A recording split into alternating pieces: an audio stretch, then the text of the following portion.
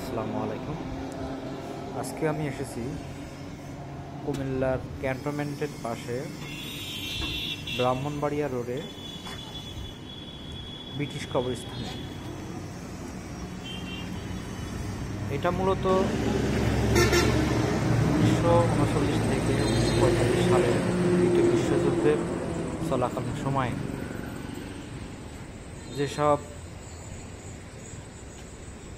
সৈনিকগণ সোলজারগণ যুদ্ধে মৃত্যুবরণ করেছে বা শহীদ হয়েছে তাদের গণকবরস্থান। এখানে বিভিন্ন দেশের সৈনিকের কবরস্থান আছে এবং এখানকার পরিবেশটা এত সুন্দরভাবে সাজানো হয়েছে যে এটা দেখতে আপনাকে মুগ্ধ করবে। এটা বর্তমানে বাংলাদেশ সেনাবাহিনীর অধীনে এটি পরিচালিত হয়ে থাকে। আর আপনি এখানে আসবেন, এটা সবসময় খোলা থাকে না, এটা আপনার দুপুর 2টা থেকে বিকেল 5টা পর্যন্ত এটা খোলা থাকে, সর্বসাধারণের জন্য এখানে ঢুকতে পারে। আর এখানে ঢুকতে কোনো প্রকার টিকিটের প্রয়োজন হয় না। তো আপনারা যারা আশেপাশে আছেন তাদের ফ্যামিলি নিয়ে এই জায়গাটা ঘুরতে পারেন। এই জায়গাটা আপনার ফ্যামিলি নিয়ে ঘুরতে আসলে আপনাকে অনেক ভালো একটা বিনোদনের জায়গা দিবে। এটা দেখলে আপনাকে মনে হবে যে আপনি বিদেশের কোনো একটা জায়গায় আছেন। এত সুন্দর জায়গা এবং এত পরিষ্কার ছিমছাম।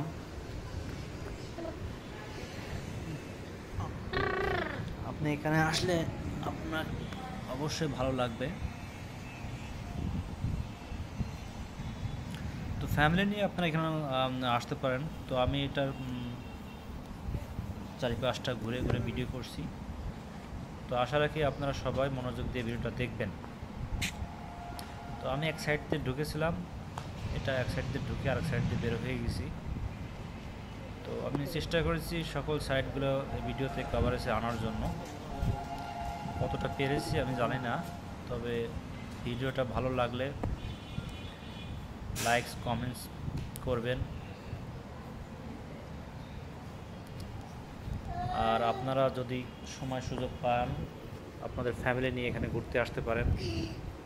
জায়গাটা অনেক সুন্দর এবং আসলে আমি মনে করি আপনাদের অনেক ভালো লাগবে। তো যে সময়টা নির্দিষ্ট করা আছে আপনারা সেই সময়ের ভিতরে এখানে আসার চেষ্টা করবেন, কারণ সময়ের পরে আসলে আপনারা অবশ্যই ঢুকতে পারবেন না। আপনার বিকেল 5টার পরে এখানে কিন্তু কাউকে ঢুকতে দেয় না। তো 2টা থেকে 5টার ভিতরে আপনারা আসার চেষ্টা করবেন।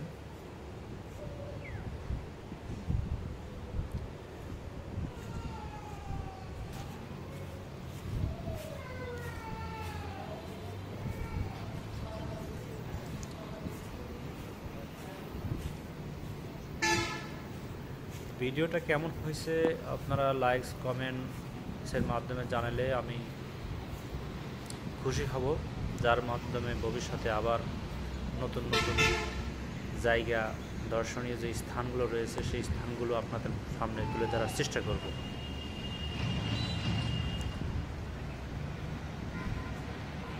তো সবাই ভালো থাকবেন, ভিডিওর সাথে থাকবেন। দেশের বিভিন্ন দর্শনীয় স্থানগুলো যেগুলো আছে সেগুলো আপনাদের মাঝে তুলে ধরার চেষ্টা করব, এই কামনাই করি। এই বলে আমি আমার ভিডিওটা এখানে শেষ করছি। আল্লাহ হাফেজ।